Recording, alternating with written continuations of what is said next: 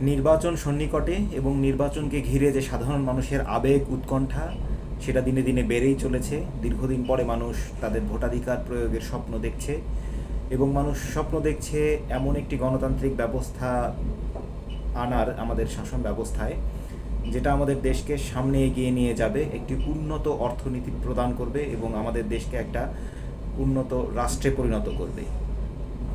এবং সেই আশা নিয়ে কিন্তু মানুষ স্বপ্ন দেখছে যে সরকারের যে কমিটমেন্ট আগামী 12ই ফেব্রুয়ারি যে নির্বাচন হওয়ার সেটি বাস্তবায়ন হবে এবং বাংলাদেশের মানুষ একটি নতুন রাজনৈতিক ব্যবস্থা আনতে পারবে, যেটা আমাদেরকে অর্থনৈতিক মুক্তি দেবে। এবং এজন্যে সবার আগে যে বিষয়টা ইম্পর্টেন্ট সেটা হচ্ছে যে আমাদের যে রাজনৈতিক নেতৃবৃন্দ এখন রয়েছেন, যারা আগামী দিনে আমাদের নেতৃত্বে আসছেন, তারা কি ধরনের চিন্তা করছেন, তারা কি করতে যাচ্ছেন, আমাদের এই অর্থনীতিটাকে কতটুকু পরিবর্তন করতে যাচ্ছেন, কি কি উন্নয়ন কর্মসূচি তারা নিতে চাচ্ছেন, কিভাবে আমাদের অর্থনীতিকে একটি উন্নত অর্থনীতিতে পরিণত করতে যাচ্ছেন, কোন কোন পদক্ষেপগুলি তারা নিতে পারবেন। আমি গত কয়েকদিন ধরে বিভিন্ন যে প্রার্থীরা রয়েছেন বিভিন্ন দলের, তাদের বিভিন্ন জায়গায় কথোপকথন লক্ষ্য করেছি। যদিও এবছর সেরকম কোনো নির্বাচনী প্রচারণা নেই সভা সমাবেশ, তারপরও যে প্রার্থীরা বিভিন্নভাবে মানুষের কাছে পৌঁছানোর চেষ্টা করছেন, সাধারণ মানুষের কাছে, এবং তারা তাদের যে কমিটমেন্টগুলি করছেন সেই কমিটমেন্টগুলিকে নিয়ে একটু পর্যালোচনা করতে চাই। মূলত বাংলাদেশ এখনও নিম্ন মধ্যম আয়ের দেশ নয়। তো এখনও যদি প্রার্থীরা সেই প্রাচীন পদ্ধতিতে মানুষের কাছে গিয়ে পুল করে দেব, কালভার্ট করে দেব, নতুন দু একটা স্কুল করে দেব, বিধবা ভাতা করে দেব, গরিব মানুষকে ত্রাণের ব্যবস্থা করে দেব, এরকম ছোট ছোট কমিটমেন্ট করেই যদি নির্বাচনে জয়ী হওয়ার চেষ্টা করেন, তাহলে আমার মনে হয় না এটা খুব একটা সমীচীন হবে। আমরা এখন পর্যন্ত যে প্রধান তিনটি রাজনৈতিক দল বর্তমানে বাংলাদেশে রয়েছে, বিএনপি, জামায়াত এবং এনসিপি, সেই দলগুলির প্রার্থীদের কাছ থেকে কোনো বড় রকমের নির্বাচনী প্রত্যাশা দেখতে পাইনি, বড় রকমের উন্নয়ন পরিকল্পনা দেখতে পাইনি।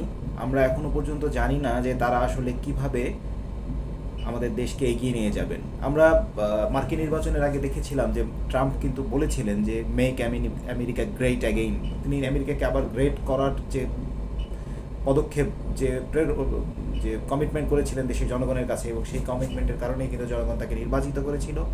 এবং বিশ্বে অশান্তি তৈরি করে হলেও আমেরিকাকে গ্রেট করার কিন্তু তিনি চেষ্টা করছেন ট্রাম্প।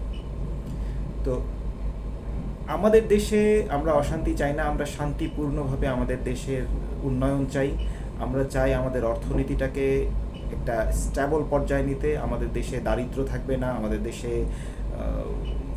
মানুষ যে বাড়তি মূল্যস্ফীতির কারণে খুব খারাপ দিনাতিপাত করে, সেটা থেকে আমাদের মানুষ মুক্তি পাবে। আমাদের অর্থনীতির উন্নয়ন হবে, আমাদের দেশের মানুষ তাদের মৌলিক চাহিদাগুলি যথাযথভাবে পাবে এবং আমাদের যে অবকাঠামোগত ব্যাপক উন্নয়ন হবে। তো এই বিষয়গুলি নিয়ে আসলে সরকারের বা যে যারা সরকারে আসতে চাচ্ছে তাদের কি পদক্ষেপ, এটা কিন্তু এখন পর্যন্ত আমরা জানি না। আমরা এখনও জানি না কোন রাজনৈতিক দল কী ধরনের কাজ করতে চাচ্ছে। এবং আমার কেন যেন মনে হয়েছে আমাদের রাজনৈতিক দলগুলি আসলে আমাদের মূল প্রবলেমগুলি কোথায় সেটাই এখনও ঠিকভাবে আইডেন্টিফাই করতে পারেনি। তারা সবাই সেই একই ধারা তাদের পূর্ববর্তী নির্বাচনগুলিতে যে ধরনের কমিটমেন্ট করতেন, আমরা 90-এর দশক থেকে, যারা আমরা 90 দশকের মানুষ, তারা অনেকগুলি নির্বাচন দেখেছি, তারা আগে যেরকম কমিটমেন্ট করতেন সেই সব কমিটমেন্টই করছেন। এখন পরিবর্তন এসেছে, সময়ের পরিবর্তন এসেছে, পৃথিবী অনেক বদলে গেছে। পৃথিবীর সাথে কম্পিটিশনে টিকে থাকতে গেলে আমাদের কিন্তু অনেক বেশি কাজ করতে হবে, বিভিন্ন দিকে আমাদের ফোকাস করতে হবে। তো যেই প্রবলেমগুলি আমাদের আছে, এই প্রবলেমগুলি যদি আমরা যথাযথ ব্যবস্থা নিতে না পারি, যেইগুলি এখনও আমরা যেই দিকগুলিতে পিছিয়ে আছি, যেমন আমার মনে হয় এই মুহূর্তে আমাদের সবচেয়ে বড় সমস্যা হচ্ছে আনএমপ্লয়মেন্ট। এই আনএমপ্লয়মেন্টকে কীভাবে দূর করবে, কর্মসংস্থান কীভাবে তৈরি করবে ব্যাপক আকারে, সেটা নিয়ে কিন্তু এখন পর্যন্ত কোনো কমিটমেন্ট আমরা রাজনৈতিক দল থেকে দেখিনি। আমাদের দেশের অন্যতম বড় সমস্যা হচ্ছে অবকাঠামোগত কিছু সমস্যা রয়েছে। যদিও এখনও প্রধান সড়কগুলি বাংলাদেশের মোটামুটি এস্টাবলিশড হয়ে গেছে, তারপরও যে কিছু কিছু জায়গায় এখনও অনেকগুলি মহাসড়কের কাজ বাকি আছে, সেগুলিকে কিভাবে তারা এগিয়ে নেবেন। আমাদের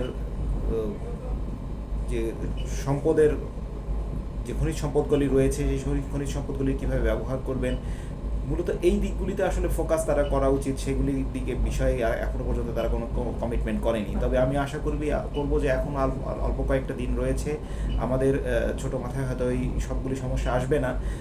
প্রত্যেকটা সমস্যা তারা আইডেন্টিফাই করুক এবং প্রত্যেকটা সমস্যার কী ধরনের সমাধান তারা দিবে সেই সমাধানগুলি নিয়ে তারা আমাদেরকে জানাক যে আমরা ক্ষমতা আসলে এই বিষয়গুলি এভাবে আমরা দেখব বা এইভাবে আমরা সমাধান করতে পারবো এবং এভাবে আমরা আমাদের অর্থনীতিকে একটা উন্নত অর্থনীতিতে পরিণত করতে পারবো। যদি তারা এই কমিটমেন্ট করতে পারেন তাহলে আমরা আসলে আইডেন্টিফাই করতে পারবো যে কোন রাজনৈতিক দলকে আমাদের নির্বাচনে জয়ী করা উচিত। না হলে শুধুমাত্র আমাদের আবেগের বশেই ভোট দিতে হবে, যেটা আমাদের কোনো ভালো সুফল নিয়ে আসবে না। তো সেক্ষেত্রে রাজনৈতিক দলগুলি খুব দ্রুত তাদের মূল প্রবলেমগুলি আইডেন্টিফাই করে তাদের যে ইস্তেহার সেই ইস্তেহারে সেগুলি জানাবে যে তারা কি ধরনের উন্নয়ন কার্যক্রম করবে, কিভাবে আমাদের রাষ্ট্রকে আমাদের এই এশিয়ায় একটি অন্যতম শক্তিশালী অর্থনীতিতে পরিণত করতে পারবে। ধন্যবাদ সবাইকে।